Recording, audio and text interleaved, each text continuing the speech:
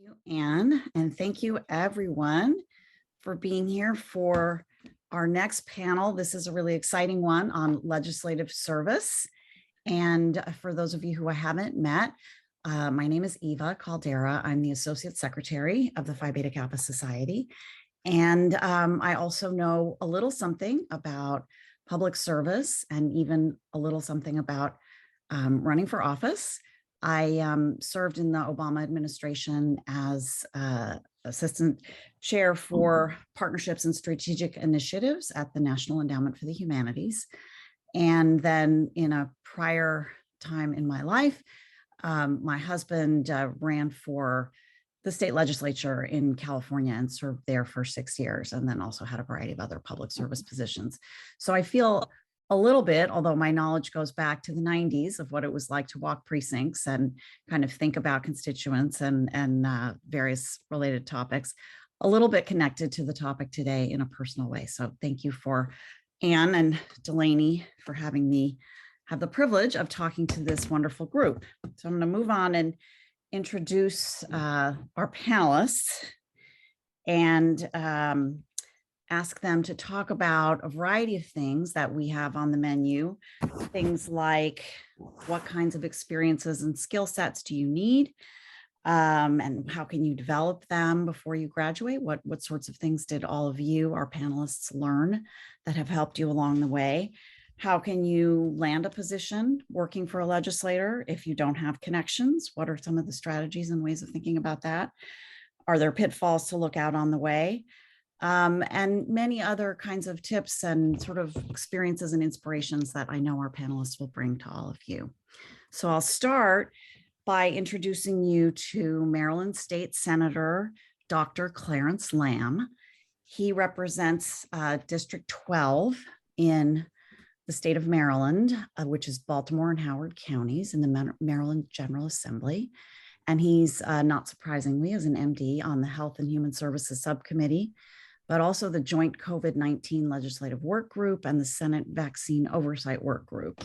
So pretty relevant, interesting experience. We're really lucky with these panelists. He was previously in the Maryland House of Delegates, and his legislative experience began on Capitol Hill, where he worked on health oversight investigations under Congressman Henry Waxman's Oversight and Government Reform Committee. Dr. Lamb also serves on the faculty of the Johns Hopkins Bloomberg School of Public Health as an assistant scientist in the Department of Health Policy and Management, and he leads the school's preventive medicine residency program as its program director and practices clinically as the medical director of occupational medicine at the Johns Hopkins Applied Physics Laboratory. Dr. Lamb is a Phi Beta Kappa graduate of Case Western Reserve University, where he completed his BA in political science and biology. He later earned his medical degree from the University of Maryland and his Master of Public Health from Johns Hopkins University. Thank you for joining us today, Dr. Lamb. Thank you. Next, I'm delighted to introduce, yes, happy to have you. I don't know if everybody's seeing everybody on the screen, but let's make sure that we can wave at the right people at the right time. So thank you. Next is Kayla Williams. And Kayla is a friend of this program, Key into Public Service, from way back. She was with us at our launch event several years ago when she was in a different position, but she is now the Chief of Staff for U.S. Representative Gregory Meeks, and previously Deputy Chief of Staff to Congresswoman Barbara Lee and Legislative Director for Representative Brian Higgins. Prior to that, she held positions as the We Lead Program Coordinator at the Women in Politics Institute, a community development and engagement specialist for the city of Buffalo, New York, and she was an AmeriCorps member. Ms. Williams is a Phi Beta Kappa member inducted at the University of Buffalo, where she majored in African American Studies and Psychology. She later earned her master's in Public Administration with a concentration in social policy at American University. Thank you. I'm happy to be here. Yeah, great to have you, Kayla. Thanks again for coming. Last and certainly not least, please welcome Connecticut State Senator Will Haskell. He represents District 26 and is the youngest member of the General Assembly. He currently serves as Senate Deputy President Pro Tem and is Senate Chairman of the General Assembly's Transportation Committee. Another Great topic. Prior to serving in the state Senate, Senator Haskell interned for the Democratic National Committee and the Community Tax Aid Program in Washington, D.C. As a student at Georgetown, Senator Haskell helped launch the Free Speech Project, dedicated to monitoring and protecting freedom of expression. During his senior year of college, Senator Haskell challenged and later defeated an incumbent politician who served in the state legislature for nearly as many years as Haskell had been alive. It is all the more impressive that he also graduated with Phi Beta Kappa honors as a government major, minoring in French. This year, Senator Haskell announced that he will resign from the legislature to attend law school and move closer to his fiancée. He recently published a book about his experiences, 100,000 First Bosses, My Unlikely Path as a 22-year-old Lawmaker. So thank you, Will, for being here. And now we're going to kick off some questions. And just as a reminder for the scholars, feel free to type your questions in for the panel as you're going away. But we're not going to start on questions until 11. At that point, after some dialogue with the panelists, we'll give you the opportunity to be called on and ask your questions directly to the panel. So with that, I'm going to ask each of you some questions and hear each of your voices on things that I think will interest the students, starting with Clarence.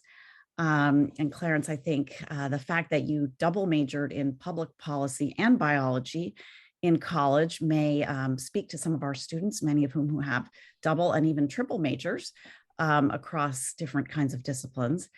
Later, you were a graduate student body president at the University of Maryland and attended medical school.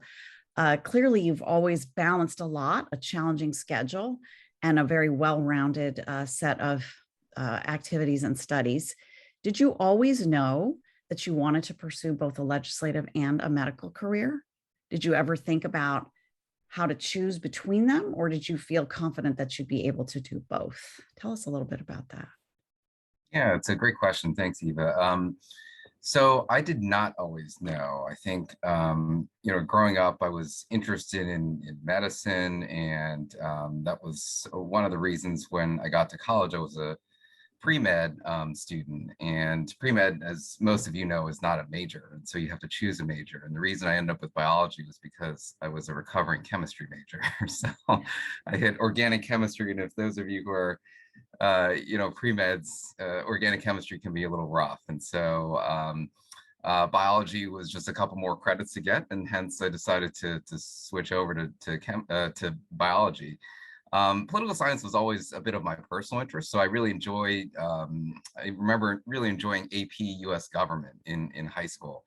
And so when I got to college, I thought, well, why don't I try some political science courses just to see what it's like. It's obviously very different than science courses, and it was a lot of writing and that type of stuff, and actually really enjoyed it. So I took an introduction to U.S. foreign policy course taught by, I think, the former ambassador to Yemen.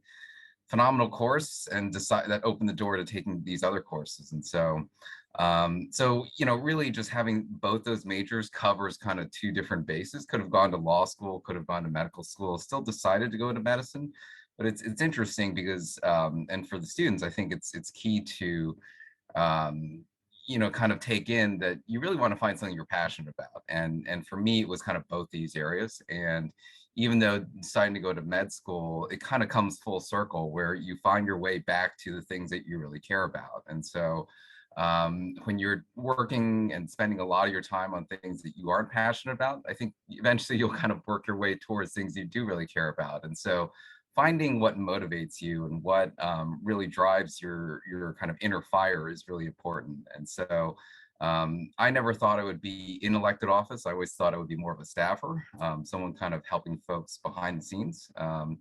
Because there are a lot of differences between being kind of behind the scenes and being, the actual elected official. We can touch on that as well. But, that's kind of the pathway that I took through this. But I think you can find your passion, particularly when you're in college right now, to find something that you're really interested in and really want to do. That's great. Thank you for that. Now I'll sort of switch over and probe a little bit with Kayla and your pathway. you double majored in African American Studies and psychology at the University of Buffalo. Do you see any connections between that time and what you studied and your position today as Chief of Staff? So yes and no. The thing that I think helped me the most in my role is my African American Studies degree. I think that I went into psychology with the expectation that at some point I'd become a clinical psychologist, but just found throughout my coursework that that just wasn't something that I was interested in. And I started school with credits already. So I had some space on my calendar, on my schedule to do something that I was a bit more interested in, and landed in African American Studies, and did a double major just based on finishing psychology early.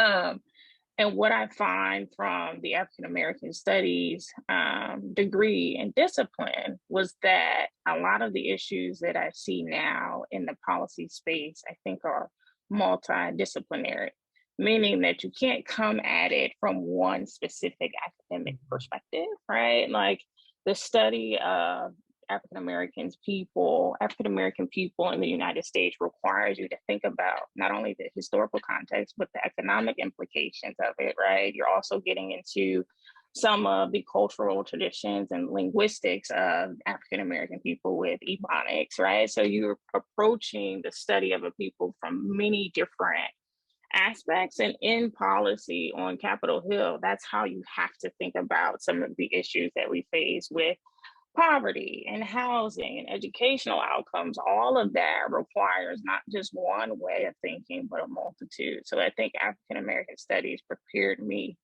for dealing with some of the wicked policy problems that we deal with on the Hill. That's a great insight, and maybe not completely obvious to everybody who thinks about what to major in and how it will have implications. Is there anything with the benefit of hindsight that you wish you had studied in college, a course you wish you had taken but you didn't? Yes. I think that I wish I would have done a bit more due diligence, and at least in my master's program, less so in my undergrad degree, but do a little bit more due diligence on more quantitative courses, more economics and statistics. The area of interest that I found myself most attracted to while I was on the Hill was trade. And I had no background in trade, and that's kind of the Hill itself, is right. They kind of throw you into subject areas and say, figure it out. So I wish I would not have been as afraid of that area, because I think it would have better prepared me for the policy areas that I found more interesting. And yet I suspect your liberal arts training made it possible for you to take a deep dive and keep learning even without the specialized background of those quantitative classes. Yep. And so, you know, we all learn things as we go along and rely on those basic skills. And it's a balance. I don't think that, I think my liberal arts education got me to the Hill and got me prepared to explore different policy areas. And after exploring the policy areas, figuring out where I want to do policies and figuring out trade, it would definitely be helpful to have that economics background, but it isn't necessary. I realize it's not necessary to be successful, because I handled trade for 2 years for a member on Ways and Means that was on the trade subcommittee, and was able to do very well at that. So it isn't necessarily, it's not impossible to do it without it. It's nice, but you can do it without that. Absolutely. That's great. Will, you majored in government and minored in French, correct? And obviously you were still working hard on your studies while you were running for office. How did all of that work, that academic side of your life and your liberal arts and sciences education, contribute to what you were able to do in your role as a problem solver for constituents? Absolutely. Well, first of all, thank you so much to Phi Beta Kappa for hosting this. I'm really honored to be here with such an esteemed panel. I found I had the weird experience of jumping right from college into legislating. I was 21 when I announced my campaign. I hired my college roommate to be my campaign manager. Our first fundraiser was in our college dorm. And one thing that I figured out after election day is that a liberal arts education is actually very similar to the process of legislating. When I was a freshman senator going through orientation, it bore a lot of similarities, superficial and meaningful to the college experience. You go and you stand in line for your ID badge. You find out where you sit, and you get to know your colleagues and your friends, and you have this strange bonding moment. But much like college, you're sort of forced, as with any good liberal arts education, to engage with issues that are outside of your immediate focus or strengths.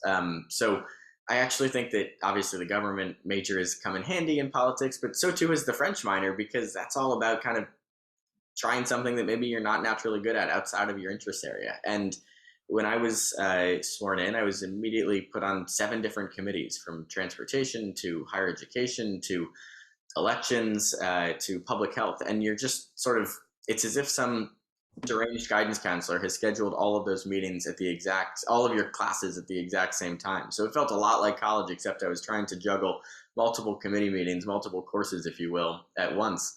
And being able to balance those different parts of your brain to engage with things that aren't necessarily in your core competency, it reminded me a lot of school. I have thought of legislating as really being a free education. You sit in public hearings and you learn about issues that are totally new to you. And in that way, I think that my experience sort of taking on a minor of something that is totally outside of government and politics has been kind of useful, because sometimes I'm sitting in I would like to focus on workforce development and issues that impact young people 24 hours a day. But some days at the Capitol, I have to learn everything there is to know about chlorpyrifos and neonicotinoids and pesticide regulations in the Environment Committee. And being able to kind of dig into those details, which is not something that comes naturally, reminds me a lot of some days in college. That's great. Can you say that again? Neonicotinoids. I've been wanting to know how to pronounce that. I think, who knows if I've got it right, but we've had a lot of public hearings on it, so I'm getting closer to pronouncing these things correctly. I think you actually got it right. We banned that in Maryland. All right, Well, all right. yeah. Dr. Lamb can attest. Tell us then what that is. It's a pesticide. But That's go ahead. been in the news for lots of reasons, right? For bees and other. Chlorpyrifos is the one that you see in the headlines a lot. The Obama administration actually banned it, and then President Trump's administration got rid of that ban. So states had to step up to the plate, and as on so many issues that we're seeing right now, kind of be the first line of defense. So it is actually a really important issue, and it's something I've come to care a lot about after sitting through these hearings and learning about all the scientific details that Dr. Lamb knows better than I, but it impacts child brain development. It can cause increased incidence of cancer. It really is. These are dangerous chemicals. I just thought we'd have a little aside to demonstrate the expertise that has been developed. And Will's right on neonics. Neonics is much easier to say for sure, but it also, I think as another trivia bit, has been shown to devastate kind of the bee population, and this is one area where you can really work with some of the more rural and so oftentimes more conservative legislators too, to say, look, the bee population is incredibly important for agricultural purposes, right? They pollinate, these pollinators, sustain crop growth, and so we were able to use that as a means to be able to garner support to ban neonics in Maryland. Fascinating digression. We have to do this as Phi Beta Kappa. We have to take a few deep dives. And so coming back to Kayla and your career path, I know you started out with AmeriCorps as your first step, where you worked in the city of Buffalo, a place that a lot of us have thought a lot about in recent days.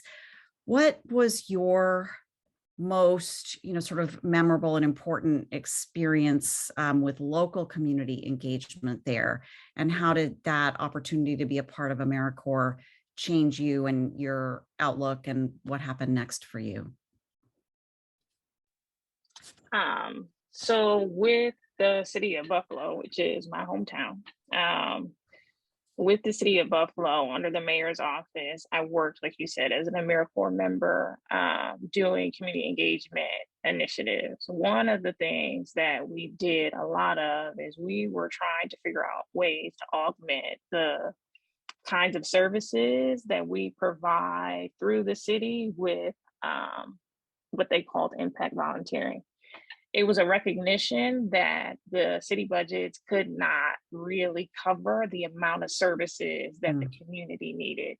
So we needed to engage community-based organizations to help us do the kind of work that the city should be doing, but doesn't have the capacity to do that. We worked with an organization called Cities of Service, who really believed in this idea of impact volunteering, really engaging community-based organizations to do that kind of volunteer work, to volunteer their time, to help the city do the things that it needs to do. But in doing so, the Cities of Service provided a lot of incentive grants money, right?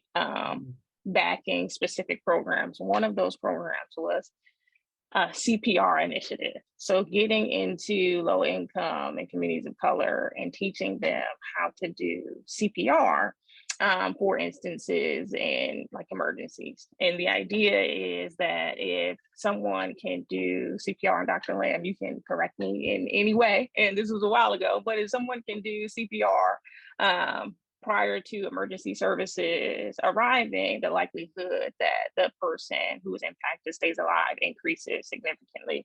And they saw that in communities of color and low-income communities, there wasn't just that education there. So if you're waiting for emergency services to come and you don't have the ability to do the CPR, like you're seeing more instances of fatality or harm. And it's a recognition that the city just didn't have the capacity to do the kind of emergency services that was required. So that was like a stopgap.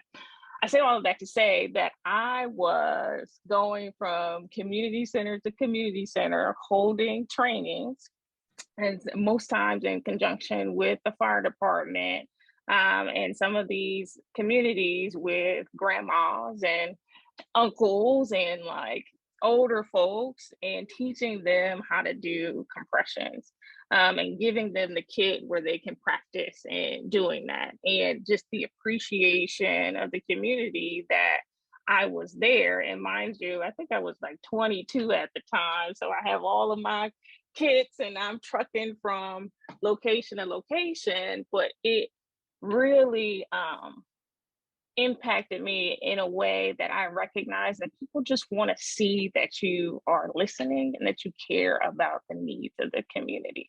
It's about showing up and being there and doing the work.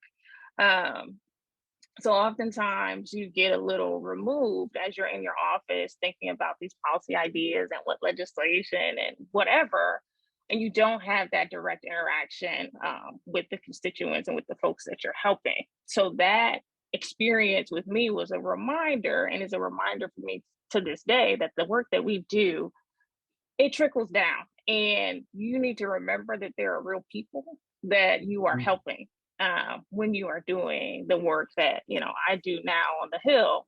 But I'll never forget the faces of those grandmas and, you know, the folks that had never had that training, the fact that I was there to share that knowledge with them and how they can be helpful in an emergency situation, that was really key. So that's a long story, but that's, you know, that's one of the things that I remember from AmeriCorps, is just being out there in the community and providing a service and showing up. That's an amazing story. And many of our students have brought us their stories of volunteering and really kind of being out there in the community, and how that's making them think about themselves through this lens of public service. So that's a very resonant kind of story and really, really helpful. So thank you. Will, you're a storyteller. You wrote a whole book of stories, it sounds like. And that I understand you didn't want to write a specific sort of how to run for office guide, but you did kind of want to capture what it was like to run for office as a young person. And I think explicitly to try to inspire other people to think about the pathway that you took. So can you just share some of the highest high and lowest low kinds of moments for folks. So give them an authentic sense of both the good, the bad, and the ugly, as they say. Yeah, absolutely. So you're exactly right. I didn't write a how to run for office guide because I personally don't think that there's a lot of use in those books. Every candidate is different. Every campaign is unique. Every district is pretty distinct. But probably like a lot of you on the call today, I was interested in politics and I thought that I might want to run for office one day. But I think that, regardless of your political positions, you probably agree that the problems we're facing, whether it's the rising cost of college, rising global temperatures, whether it's the uh, you know daily cycle of gun violence, the problems that we're facing are much more urgent than warranting our attention one day in the future. So I kind of had a light bulb moment when President Obama gave his farewell address. He said, if you're disappointed in your elected officials, grab a clipboard, get some signatures, and run for office yourself. And I was disappointed in my elected officials, and I couldn't really justify waiting to get involved until one day in the future when it felt comfortable doing so. It was a little bit uncomfortable to run for office at a young age. I knew I was unprepared for a lot of the challenges that I would encounter both on the campaign trail, but also in office. But the truth of the matter, I think my colleagues would agree that nobody's an expert on every issue. You necessarily rely on others. So yeah, I don't know what it's like to start a small business or to take out a mortgage or to deal with the declining health of elderly parents. And when my colleagues talk about those issues, I spend much more time listening. But conversely, there aren't any Gen Z elected officials in Connecticut, or at least there weren't. There weren't any renters in the state Senate. So when we talk about issues of college affordability, when we talk about what it's like to participate in a school shooter drill, when we talk about what it's like to realize that climate change is not just some academic problem, but actually poses an existential threat to your ability to lead a happy and healthy life, then I try to do more talking and speaking up on behalf of our generation. That's not to say that I didn't make mistakes along the way. I did, and certainly if and when you run for office, you will too. But the point is that if you don't see other elected officials who look like you, that's not a reason not to run. It's a reason that actually you need to run, that your voice is needed. In terms of highs and lows, the book is filled with the good, the bad, the funny, as you said, the ugly, and hopefully maybe the funny. I talk about what it was like to earn President Obama's endorsement and how that came out of nowhere. What it was like to learn how to door knock, all the crazy mistakes that I made, and the dogs that bit me, and the folks who thought that I was selling them magazines or a shot at eternal life. They thought I was like an evangelical knocking on their door, and I had to convince them that I just wanted to talk to them about the potholes in town and the schools in our community. And probably the lowest low is I'm sure the fellow panelists would agree that running for office and being in politics requires making yourself vulnerable, and that's a hard thing to learn how to do without it affecting you. I'm not sure that I've learned how to do it yet. We decided to have a focus group. Middle-aged men were really not excited about my campaign, and we got together 9 men on a Saturday afternoon in a room, and they just tore me. I was watching from behind the mirror. They just tore me apart for everything: what I wore, what I said. One that my fiance still likes to repeat is that they said I looked like I had floppy ears from the land of misfit toys. So the low of running for office, and one thing I try to be totally honest about in the book is that sometimes it's really hard. Sometimes you do have to be vulnerable. But I would do it again in a heartbeat. And I wrote the book in the hopes that other people will decide, you know what, there's nothing that special about Will. I can do this. I could run for office. I've got a perspective that's valuable that could contribute something. That's great. And thank you for that kind of candid assessment. I haven't looked at your book, but I understand some of the students have had the chance to see it. And it's a wonderful perspective to bring.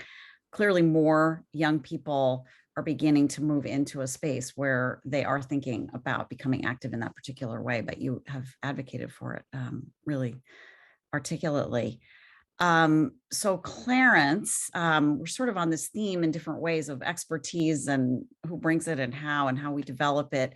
But you really you're the only physician in the Maryland State Senate. So you must have colleagues sort of looking to you for leadership and expertise all the time.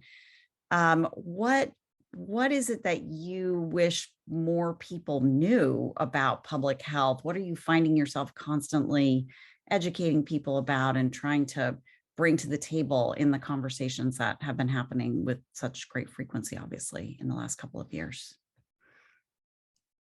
Yeah, I think one of the challenges in public health is that it's becoming increasingly politicized, right? And we've seen that during the pandemic. The pandemic is kind of supercharged and poured fuel in the fire when it comes to the politicization of science, right? I think science in some ways, in many ways, was already under attack because you know, the scientific process is based on hypotheses and trials and our best understanding at the time. I think a lot of folks in the general public don't realize that that is our best understanding at the time, and science and understanding and knowledge can change, right, as we, you know, understand things better and as our awareness improves and we're able to uncover more you know, scientific findings. And so to the general public, they think science is immutable. It's solid as a rock, and it's not, you know, not every basis of science is. And so that I think is really challenging for the public to understand and to grasp. So initially, for example, in the pandemic, we thought that the COVID virus was spread by droplets. And so initially there was a thought that, you know, these masks aren't really needed as long as you were standing 6 feet apart from someone else. Droplets don't usually travel that far. You're protected, right? And so for those first couple months, you heard messaging where, you know, masks are, you know, we need to save masks for healthcare providers, which was true. But we now know, obviously, that masks are protective in many instances. And that was as science evolved and as we better understood the coronavirus, you know, we were able to modify our findings, right? And so now we know that it's not just droplet spread, it's aerosolized, which is much smaller and can stay in the air for a while and also spread further. And so, you know, I think it's examples like that where, you know, science evolves and our understanding evolves, things change, but the public doesn't really understand that. And they feel like, oh, well, they're just changing the message, right? And they're just changing it because it's for political reasons and whatnot.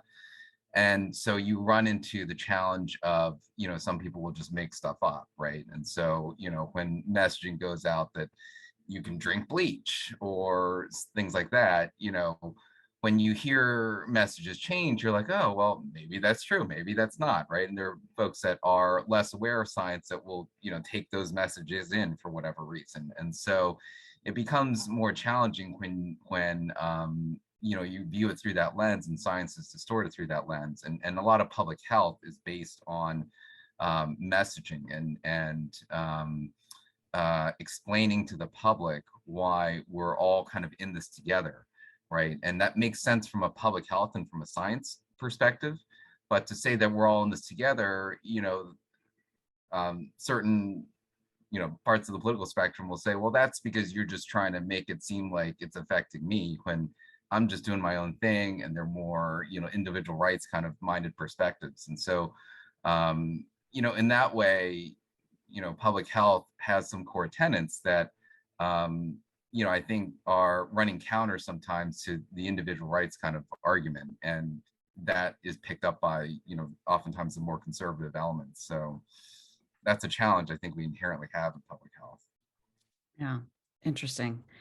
And it sounds like you've honed those insights over the last couple of years with a variety of colleagues in that mix that you have of political and medical and public health. It's interesting. All three of you have such diverse spaces that you're working in and interesting ways of reflecting on our topic. It's really been wonderful.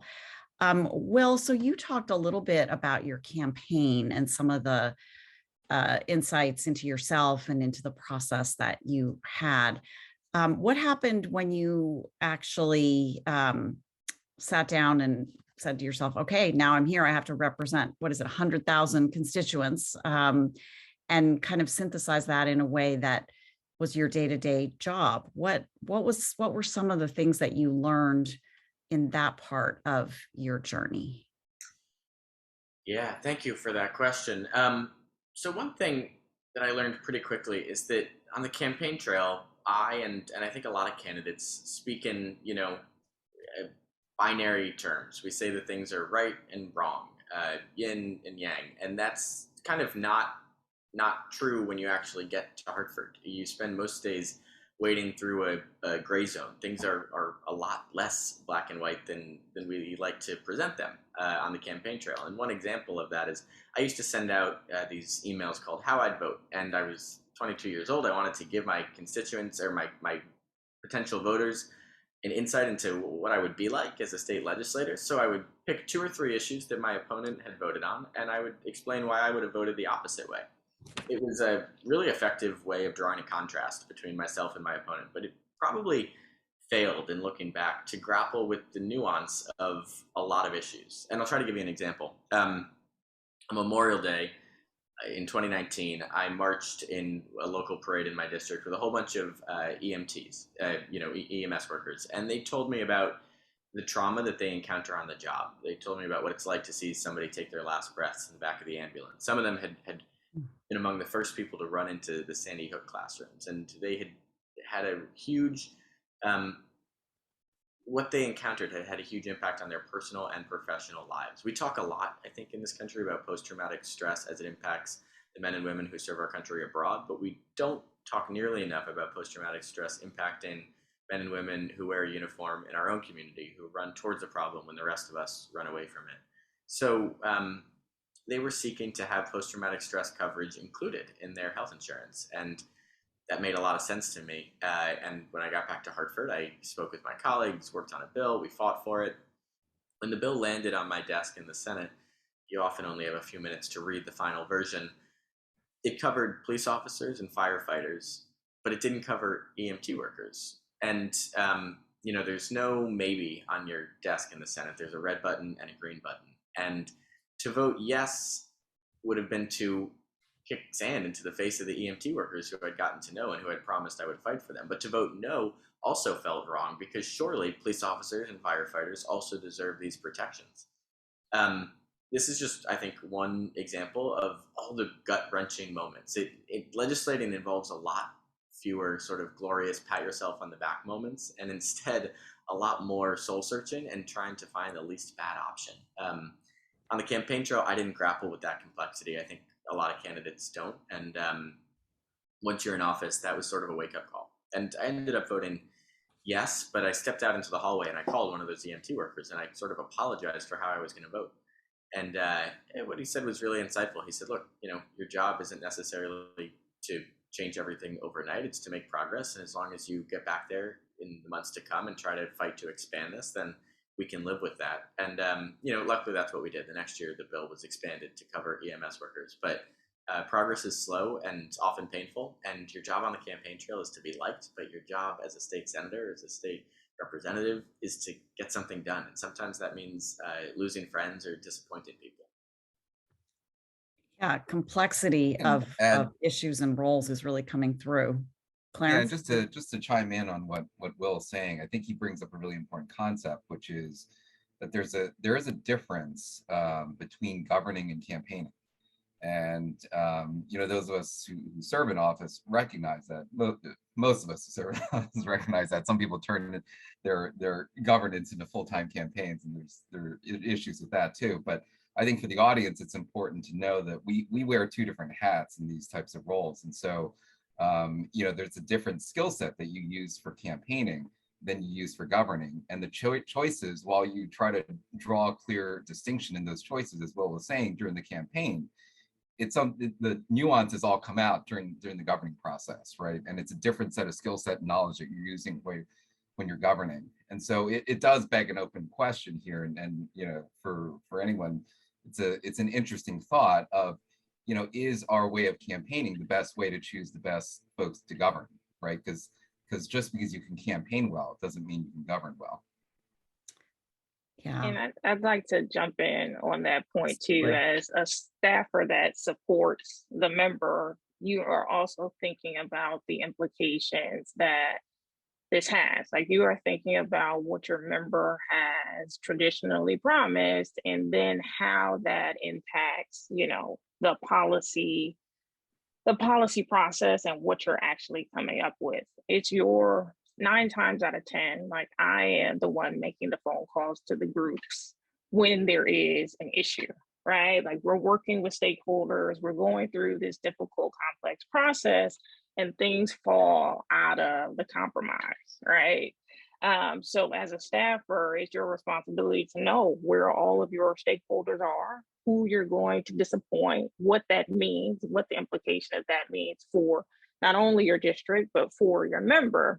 So it is a very messy process that you as a staffer, you're not removed from that. You are right in the middle of it, and you have to have a full picture of what that looks like. And it's hard to make those decisions, especially now when we're in a very hyper partisan and political environment, to make the right choice on policy and be able to defend that. So when you are thinking, especially for me as a staffer, when I am thinking about the choices that and advising the member on the choices that they're making, you are telling them like, this is the reason why this is important, and it's gonna piss off these people, but here's the policy explanation for why you must do this or why you shouldn't do it. So you get wrapped up in that too, and it's your responsibility to know what that looks like. Thank you. That's, I was hoping that you would chime in with the insight from the staff perspective, and I didn't even have to ask the question. Thank you so much for that, kind of bringing that other angle to it. I wanted to ask you, in particular, from your position as a staffer and now as a chief of staff, which is congratulations on sort of working your way to this point as a leader of a staff. What would you tell our students about what they might need to be thinking about now, if that's a pathway that they would like to pursue, working in the kinds of roles that you've had? And are there any, while you're commenting on that, if you could say if there are any areas where you think that you see people falling short, where you'd like to see more from interns and recent grads? Sure. Now is a great time to start looking for opportunities specifically on the Hill, because folks are moving around with at least with the new administration and hitting the 2-year mark and hitting midterms, people are starting to shift around. So if you're looking for opportunities on the Hill, now's the time to do that. I think one of the things that I look for when I am hiring for entry-level positions is just the willingness and the readiness to get in and do the work. It is not glamorous. Like, I know we see it on Netflix and you see, the stuff that comes out on TV about the work of being on the Hill or even being in the administration. It's not, all bells and whistles. It is constant communication with the district. So being able to be comfortable answering the phone, and dealing with constituents who are happy or unhappy with what your member is doing. It is being ready to run over memos to the boss when he's in a hearing, right? Being able to pivot constantly. I think one of the things that I see that we need to do I need to see a bit better from the incoming entry-level interns is just the ability to pivot. And I'll give you an example. Just yesterday, we were prepping, the office was prepping for a rollout on the bipartisan gun bill. And we were getting prepared, getting the member all his talking points, getting all the memos, he's ready to vote for it. And then the Supreme Court decision drops, right? So all of the energy behind gun violence, the social media rollout, all of that now needs to shift to what is happening and his response to say and how he's going to say it. So you need staff to be able to pivot quickly and be in the know on issue areas all of the time and ready to respond when things shift. And I think that I don't see enough of that, of staff just being ready to pivot and go. So I think adaptability and working in a fast-paced environment is really key. The other thing is communication. The ability to write is super important because a lot of what we do it and we don't talk about it well enough. We don't create the story. So constituents aren't understanding how this policy thing that happened in DC or this legislation that happened in DC impacts you directly day to day. So we need strong writers to be able to create those stories. And the other part of that is strong and precise writers to deliver information to the member in like short like spurts. Oftentimes your member has 10 minutes from going from one thing, excuse me, sorry y'all, from going from one thing to another. Can you hear me okay still? Yes. From going from one thing to another, and they are processing information on the go. So being able to brief your member quickly is important. And I will leave it there. Yeah, thank you. Let's continue that thread a little bit. Clarence, what kinds of things would you want our students, our Kipp scholars to know about working effectively as a staffer for you or in the environment where you're operating in the Maryland legislature? Yeah, that's a great question. Thank you. And I think Kayla's perspectives on that were spot on.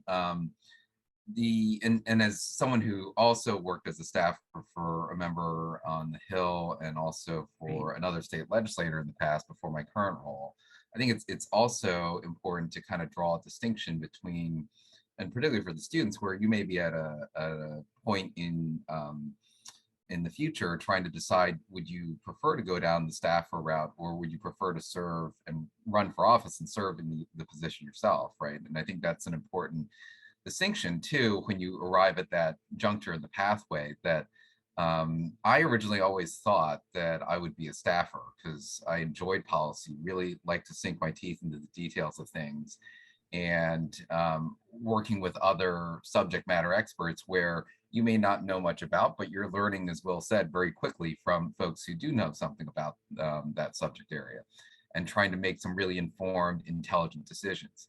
And so, your role as a staffer is really to help tee up that information, to compile all of that together, to present it to the member so that ultimately he or she can make those decisions. And then you can help effectuate and carry that out and message that to folks and also communicate that. As the legislator, as the elected official, you have all these additional responsibilities besides the actual governance piece or the substantive policy piece. It comes with all these political things that take up a lot of your time too. So that obviously involves running for office. And so, campaigns are, a huge process to go through, right? So organizing people, how do you target voters? How do you mail pieces out to people? How do you organize your phone bank and figure out who you're going to call and how to script all of that? How do you raise money and fundraise? And all of that is, to someone who's more purely policy, it's a lot of other responsibilities that you may or may not be attracted to, right? And so, but if you're going to serve in the actual elected office yourself, you have to get comfortable with all of those things and and recognize that you're always juggling the policy elements and the political elements, right? And it's just that difference between governing and campaigning that you're always trying to straddle both worlds and balance those two. If you enjoy that and you're comfortable with that, then you could be open to serving elected office and running yourself. If you're more of a subject matter expert and enjoy the policy pieces a little bit more, looking at a staff position may not be bad because it doesn't come with all the other, baggage, so to speak, of actually having to run for office and serve and continue to serve in office and get reelected. So, I think for the students, it's important to kind of see that distinction there. Because for some people, serving as a subject matter expert on the policy pieces really is, their cup of tea, and campaigning is not, and vice versa for others. And for me, it's challenging because as an elected official, and Will might see this too, that because we're always straddling those two worlds and balancing those two elements of governing, campaigning, policy, and politics, that I feel that I'm not actually able to sink my teeth into policy quite as much as I used to be able to.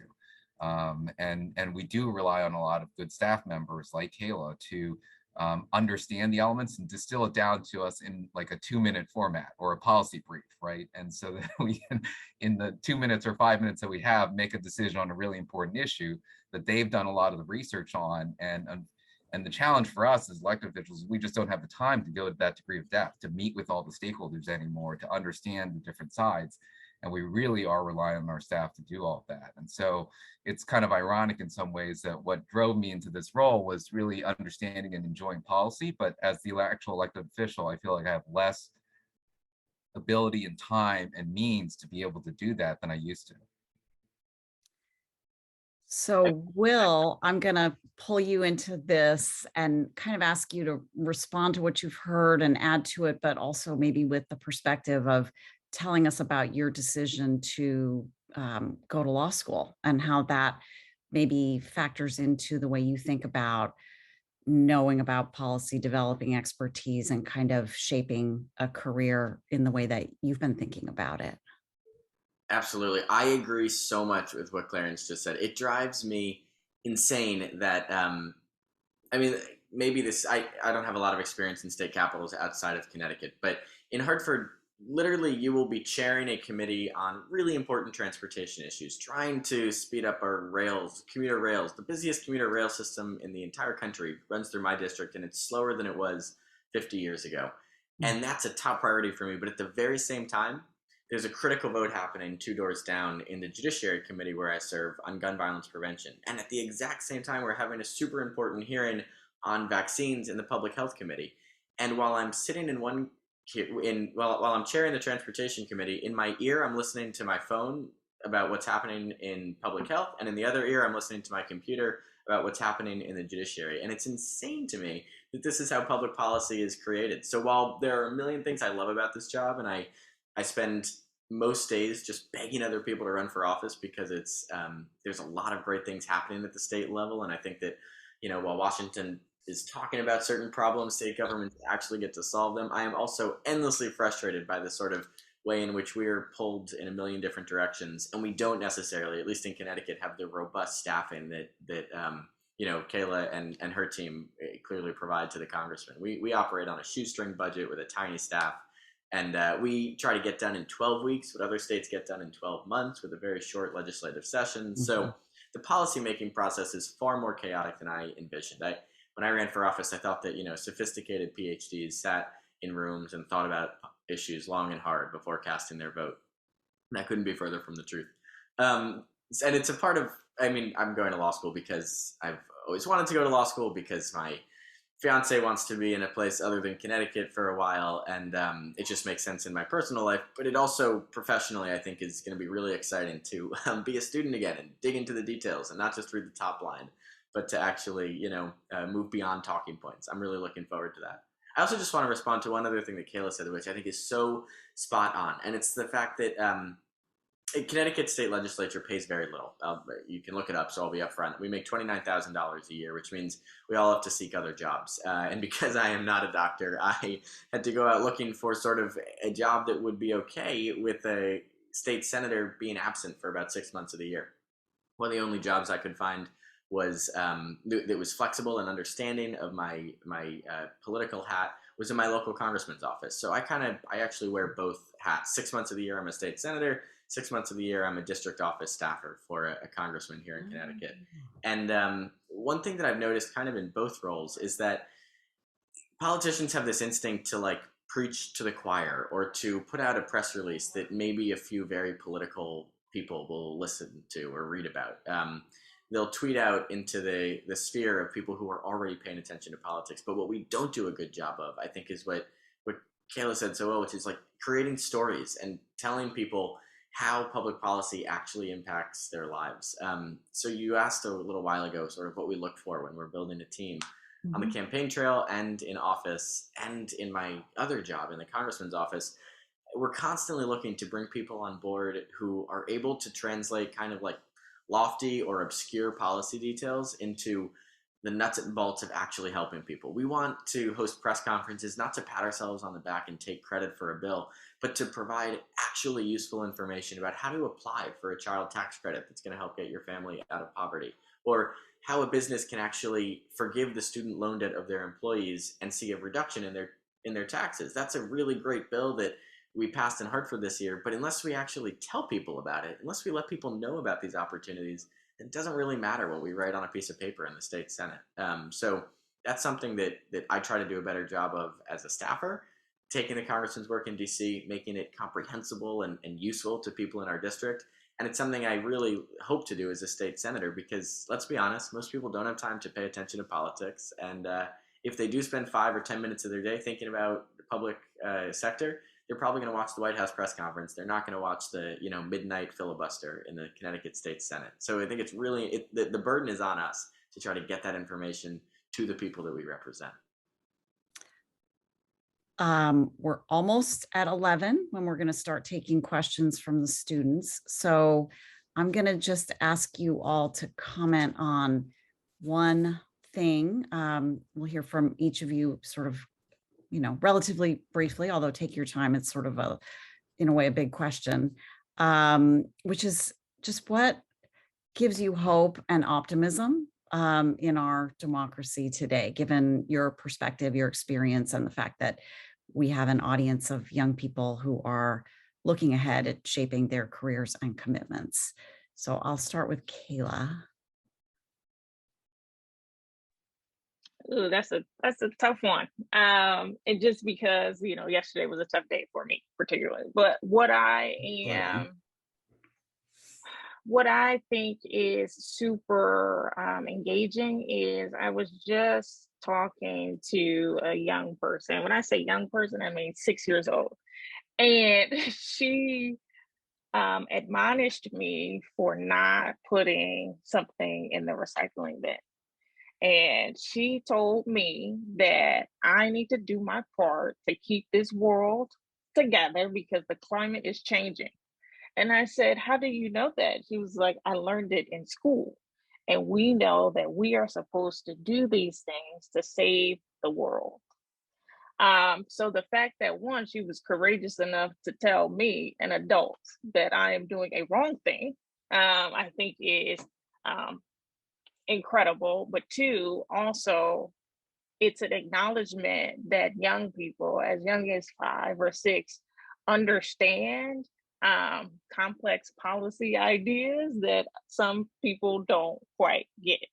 So young folks, I think, are leading the way. Our younger kids are ready to get engaged in these conversations, even if it's at the most basic level. I'm just thrilled that she was able to have that conversation with me and felt confident enough to tell me that that is a wrong thing and that you should be doing something differently. I don't think at the age of 5 or 6 I was doing that, to be fair.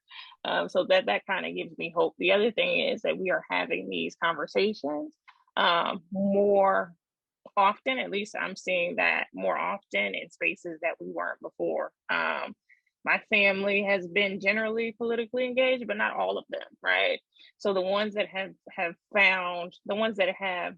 started having these conversations were the ones that weren't traditionally involved, and they're getting more aware of some of these policy discussions. So I am a little bit encouraged by that. So I will leave that there. Thank you. That's heartening. Clarence?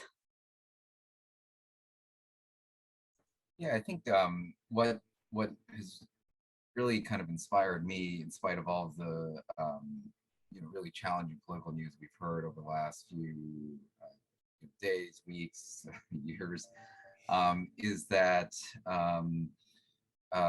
when you look at voting patterns, and we noticed this in the 2020 presidential election, that if you were to put together millennials and Gen Z voters, folks of voting age in those two generations or populations, they actually equal the population of baby boomers. And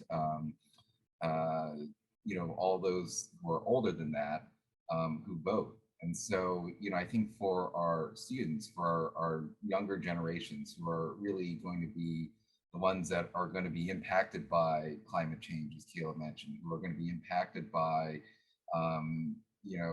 women's reproductive health rights changes, who are going to be impacted by, um, some of the challenging economic numbers that we're seeing into the future, that if our younger folks banded together and actually,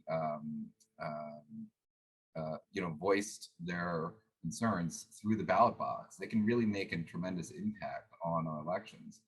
And I think for this audience too, and particularly, for our, in light of what myself and other panelists have said, it's really not just the presidential election, right?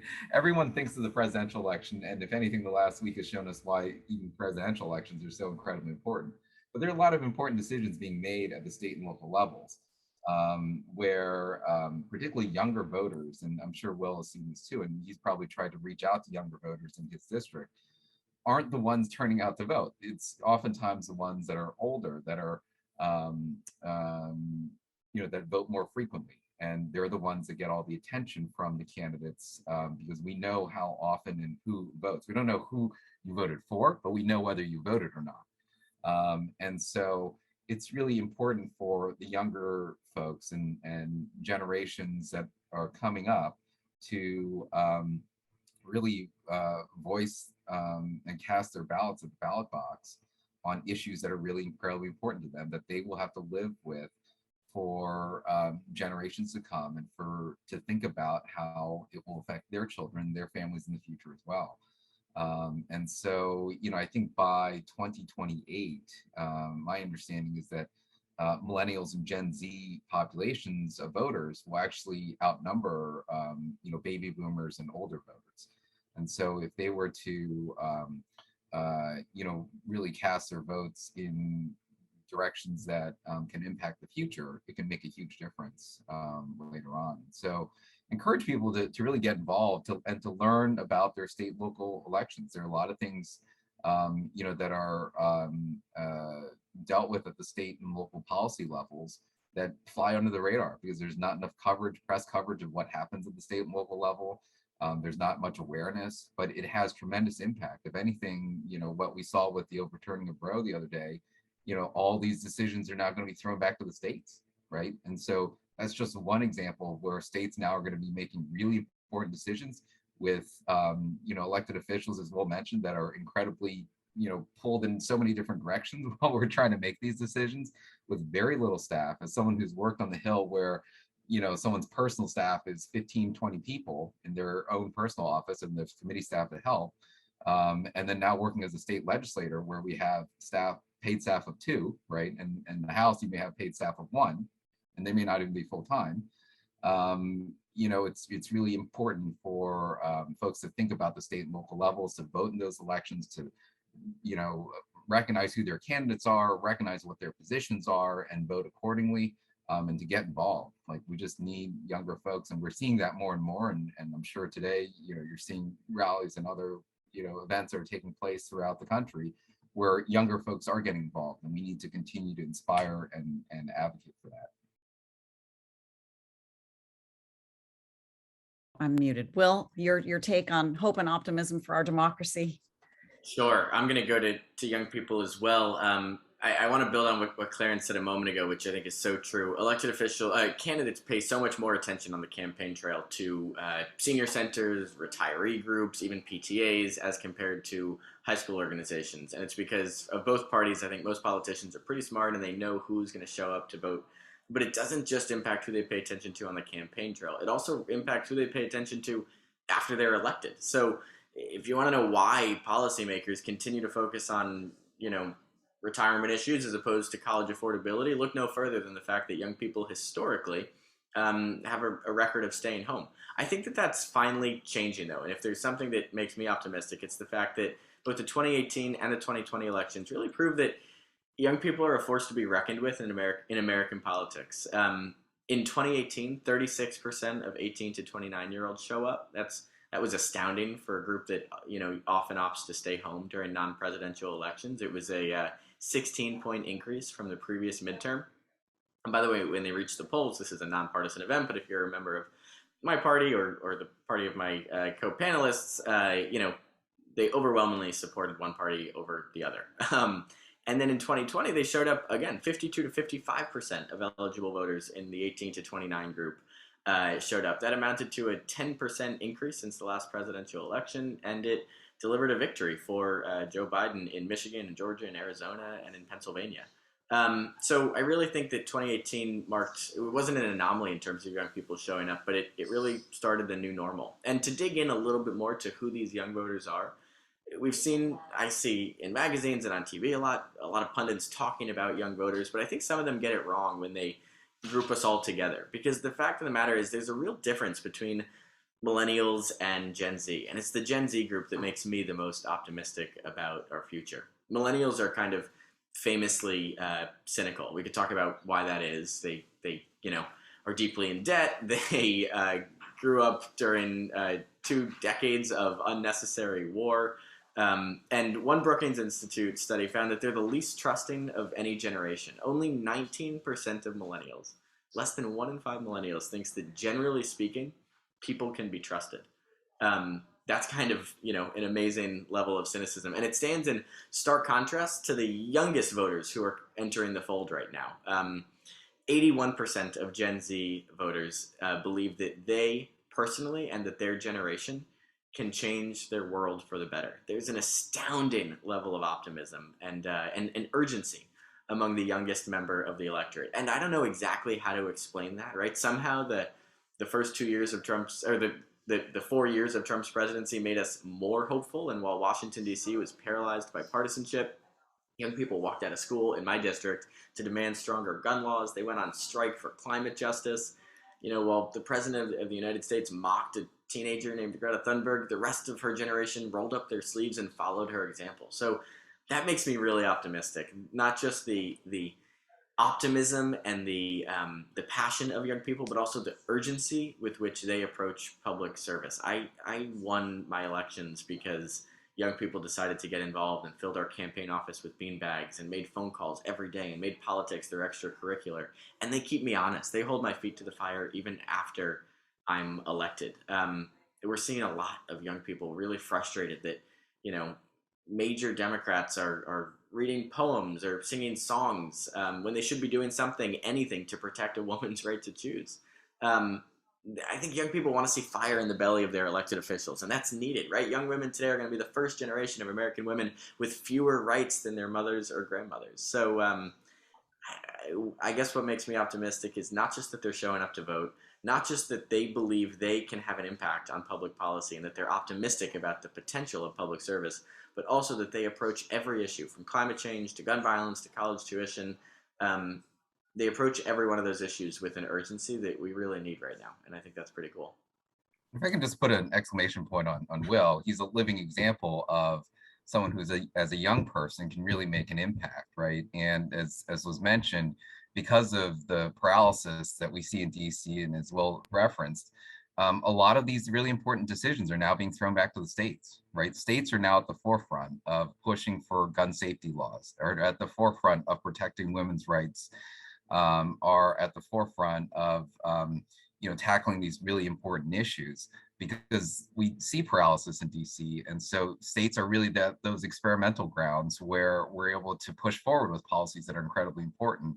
And in these state races, you can actually run and make a difference because the races are a lot smaller. You don't need to raise millions of dollars to be able to run in a local race. You can actually, depending on the district, knock on almost all of the doors that you need to get to really get those voters out to support you. And knocking on doors makes a huge impact when you're running for office. And so you can actually do it yourself, on the state and local level. I think that's incredibly meaningful for the generations behind us that are frustrated by what they see. I think we're ready to take direct questions from those new voices of our students and scholars. So I'm going to turn it over to them. But first, thank the three of you for engaging in such a wonderful exchange of ideas about the future, about your experiences, and about how to inspire a new generation in the ways that we've just been talking about.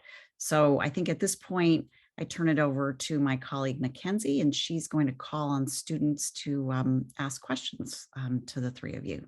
Yes. Thank you, panelists. That was really great and really engaging to hear you all speak.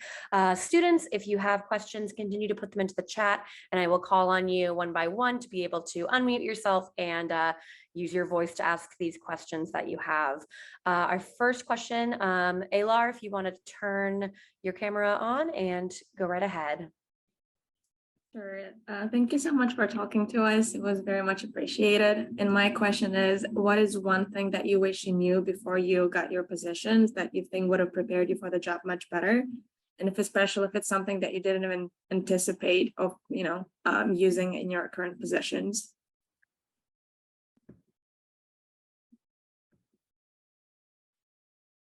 I'm happy to jump in. Eva, do you want to call on us or how would you like to do it?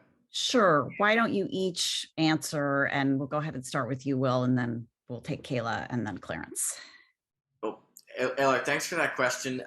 One thing that I really was bad at when I first ran for office was knocking on doors. I thought that at every doorstep I had to give like my whole campaign speech. So I would knock on somebody's front door and dive into my plan to fix our, unfunded pension liabilities. And people just glaze over, right? They don't really care what you're saying. It's not a memorable interaction. And what I wish I'd known earlier was that the more you can get them talking, the more you can, make yourself vulnerable by asking, what's the most important issue for you? And maybe they'll bring up, the tweets of the President of the United States, or maybe they'll bring up their kid's kindergarten teacher, neither of which have anything to do with state government. But maybe they'll bring up the pothole at the end of the road that you can do something about, or maybe they'll bring up something, the wait time at the DMV, something that does impact both their life and your job. That's a more memorable conversation for them. People years later will say, hey, I remember you came and we talked about that thing that's really important to me. And it also made me a much better candidate and state senator because I got to figure out what the people in my district actually care about. And, we got those potholes fixed. We got the DMV wait times reduced. I think back to door knocking all the time as not just something that I did to help win an election, but also figure out, how to represent the 100,000 people in my district. So I wish I'd been better at that and knew how to do it earlier. Kayla, what's one thing you wish you had known or known how to do?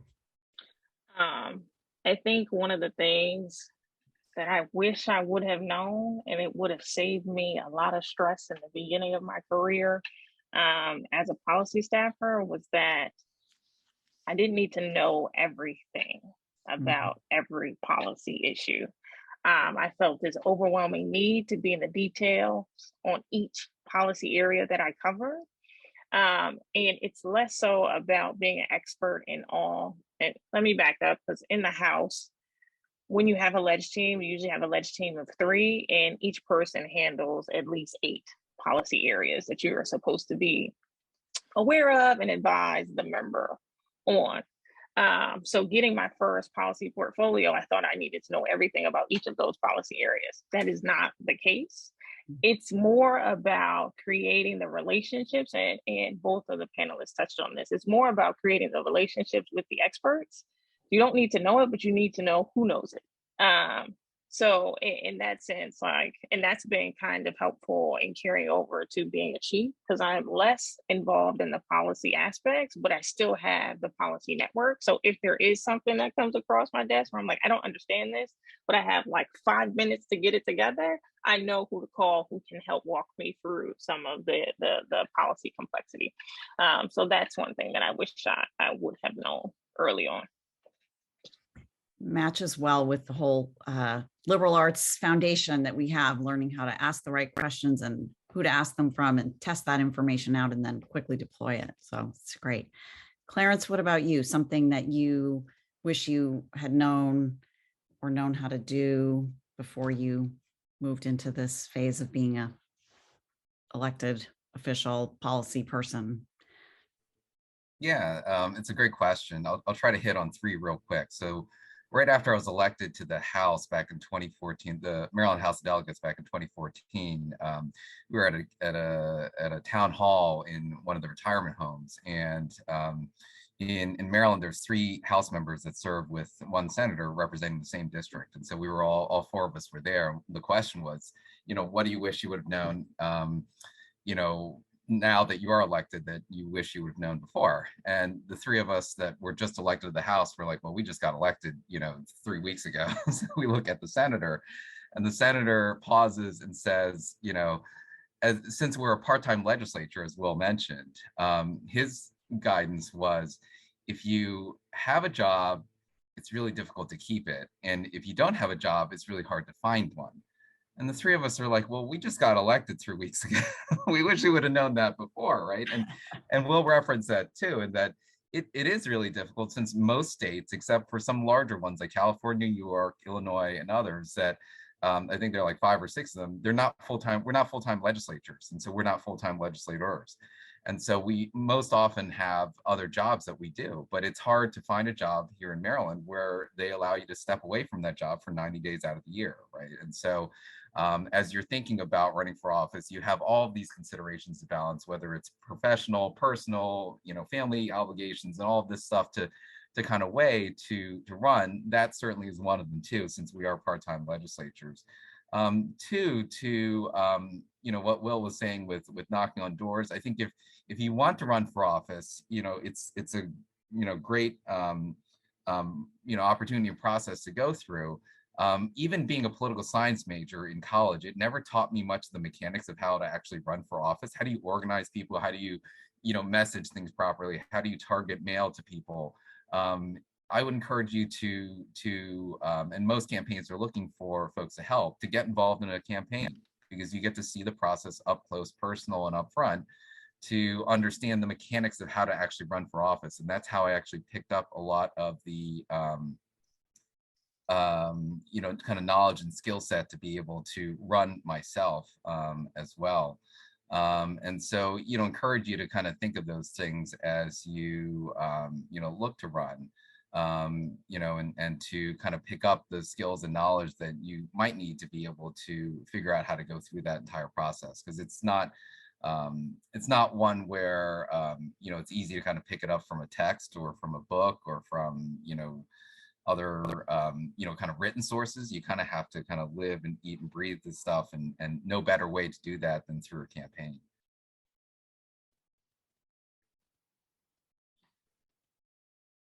Mackenzie, do we have more questions? Yes, Alec, could you take your question next? Thank you so much for speaking to us. My question is that being an elected official or someone that works for an elected official, how does this primarily change the nature of your job? What do you think most differentiates you from non-elected public servants? Oh, great question. Interesting. Kayla, do you want to take that one first? Sort of federal service can take many forms, and the students have heard about some of those roles in the executive branch, and sort of how do you think of what you do as similar, different to folks who have those other kinds of roles? That's a really good question. I think for me, working in the People's House is having that direct access to constituents. Like, we are constantly tuning in and being responsive directly to the people that we represent. So there isn't a place that my member can go that he is not recognized, and people are not asking him, what is he doing about this issue or this issue, even if it's not in his jurisdiction, like it may be a city or a state issue.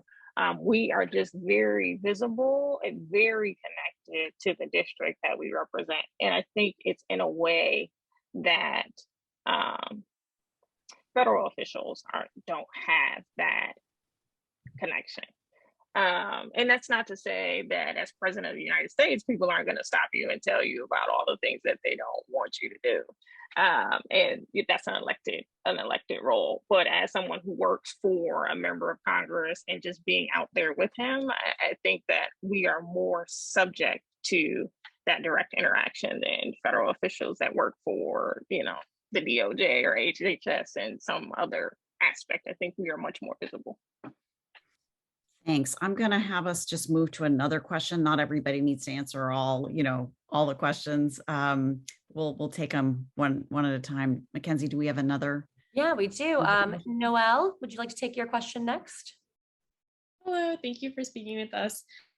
In terms of like insight that you might be able to provide when you're reading through applications, is there any like really quick red flag mistakes that people make either on resumes or cover letters that immediately eliminates them from the pile? Are there any like small things? Like I had a boss that would never hire anyone who didn't have like a working job, like waitressing or clerking or janitor. They were looking for real world experience. So is there anything specific that's small that we wouldn't really think about that would take us out of the running?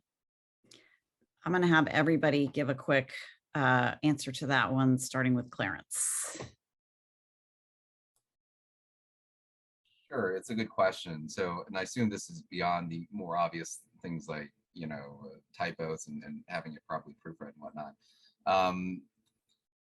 For me as a legislator, particularly as we're looking to fill kind of legislative staff or intern roles in our office, I think what has given us pause is folks that have, and I'm not trying to make this sound kind of negative in a way, but folks that have worked for legislators in different parties. I think it gives us some pause to ask some more questions to dig a little bit deeper. Why did they work for a Republican, member and then a Democratic member, or vice versa?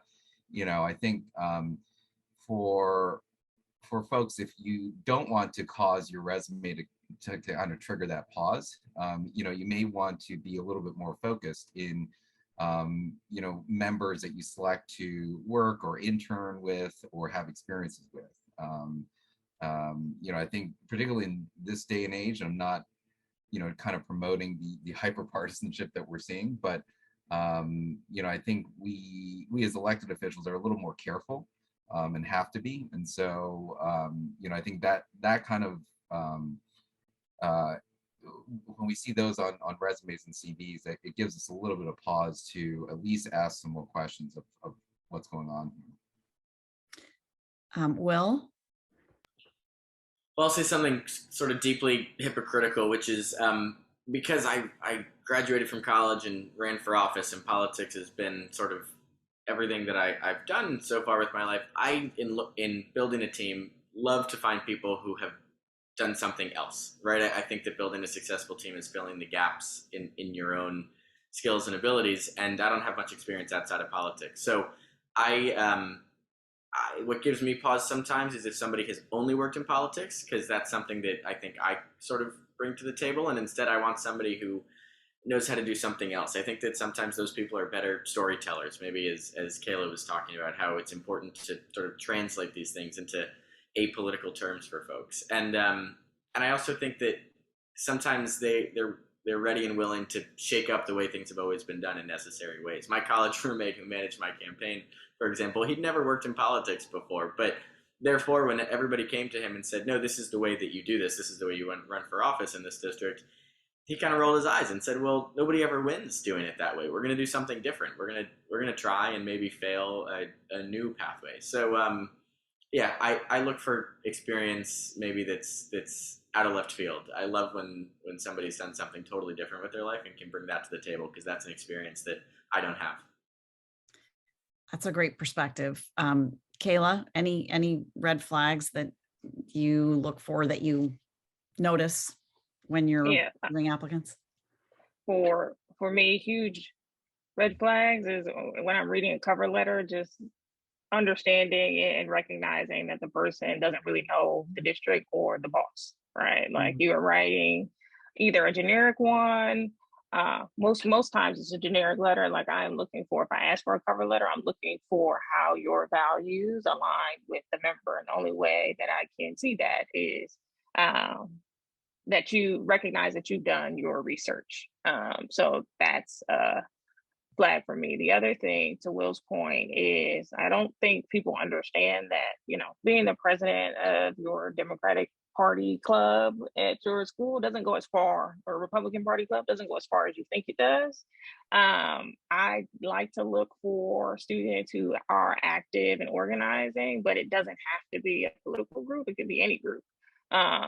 To Dr. Lamb's point and Will's point about the ability to organize and communicate, that can come from many different experiences. It doesn't have to be based in a political group. As a person that's not a poli-sci major and didn't come to this arena through the traditional route, like I am also looking for folks who have just real life experience and doing other things. I'm trying to weed out the climbers. Like I'm looking for people who are trying to do the work because they care about public service, and not people who are trying to be political and raise their political reputation, because that's not gonna get you far. And that doesn't feel to me like someone who cares about the service.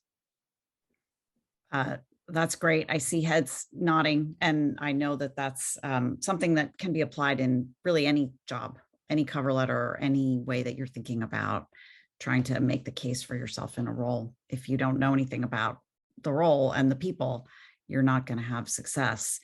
So I think we're coming down to the last couple of minutes. Mackenzie, do you want to pick one last question for us? Let me just pick, let's see here. Jonah, you've got a great one to kind of tie together some things.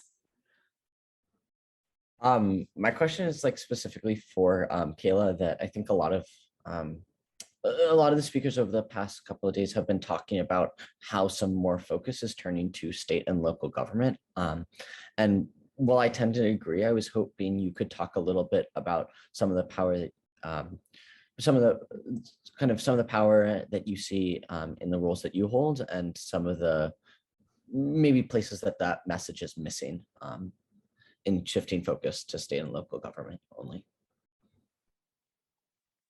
I tend to work for, the member that I work for now is pretty pragmatic. So I would be remiss to not acknowledge the reality that, you know, where the numbers are in Congress doesn't necessarily lead to making huge transformative change. So there is focus on the state and local governments and local races, and you know, that's as a result of what the reality of the situation is. I don't think that means that you stop engaging with your members of Congress because of the focus has shifted to state and local governments, because the numbers that we have now are not going to be the numbers that we have forever, right? It is for the House, it's a 2-year cycle. So disengaging with your elected officials only does harm in the next midterm. I mean, we're in the midterms now, but what I'm saying is, like, constant engagement with your federal officials is super important in keeping your priorities at the top of the agenda. If you shift to state and local races and state and local houses, you don't do it at the detriment of not engaging still with your congressman. I am supposed to be optimistic, so I am optimistic about what we could accomplish. But I think one of the things that we miss is that this policy process is messy and it requires a ton of compromise. There can't be absolutism. We must work together and work in a bipartisan way to get solutions. And it's just going to take time to do that. So, you know, that's kind of where I am. I think it's important to look at state and local races, and state and local officials are doing work when sometimes we fall short, but we should not take our eye off the ball in terms of staying engaged with our Congress people in general. Thanks, Kayla. I have a couple of requests in the chat for one last sort of lightning round. on a big topic, maybe you could each just leave us with a final word on how you think about work-life balance, fulfillment, and the value of the careers that you are in personally, and how you maybe balance that with other things you might have done that emphasize different values. So give us a last word on that set of things that I'm sure you think about a lot. And I'll start with Clarence. Sure, it's a great question. I'll try to be brief. Work-life balance is tough in these kinds of legislative roles, and I'm sure in the staff, as a former staffer in staffing roles too. I think we are always trying to juggle both our professional careers and what we do outside of our elected role with our elected role, which has, as I mentioned, both the governing piece and also the campaigning piece. And so it's almost like you're always doing, 2 or 3 different jobs, and you have to be good at being able to switch gears very quickly, depending on the environment that you're in and who you're working with. And so it's tough. And then for you personally, I think you recognize, and I'm sure Will's recognized this too, that your time is no longer your time, that your time becomes public time, right? If constituents want a meeting, or if somebody wants to have an event on Saturday morning, or if you have a candidates forum, for example, tonight and on a Saturday evening, you're there, right? And it's a recognition that you're there to serve the community, you're there to be there to help others.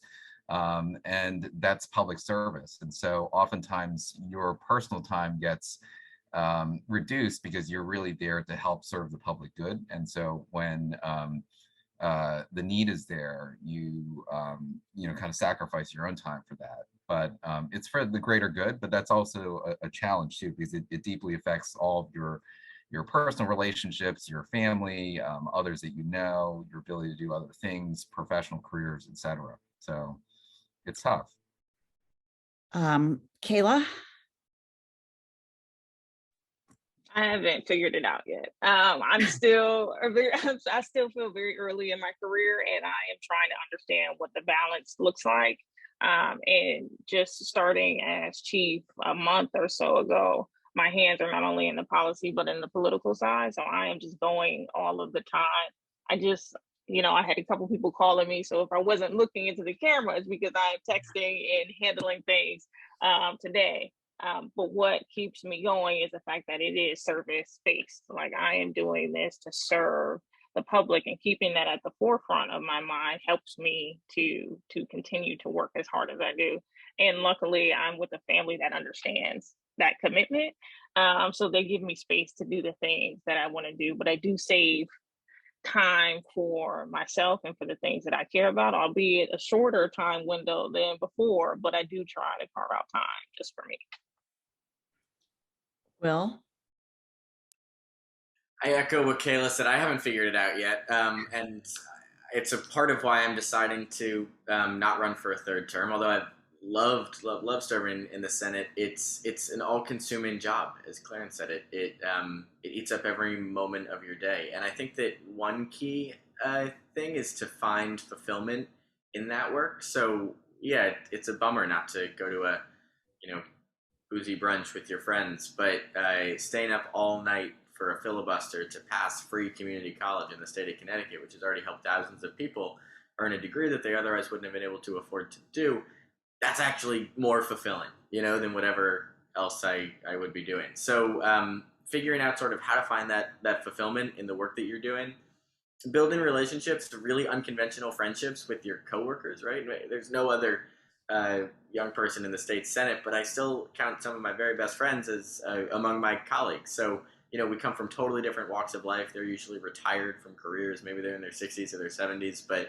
building friendships in work is, I think, really important as well. And I guess I'm walking away from my experience in public service. I hope to come back to it eventually, but as I step back and decide not to run for a third term, one of the biggest things that I've learned is that we should stop using politician as a dirty word. And I know that that's easy to say as a politician, but I mean it about Democrats and Republicans, people I agree with and people I disagree with, people who serve in Congress and people who serve on the local school board.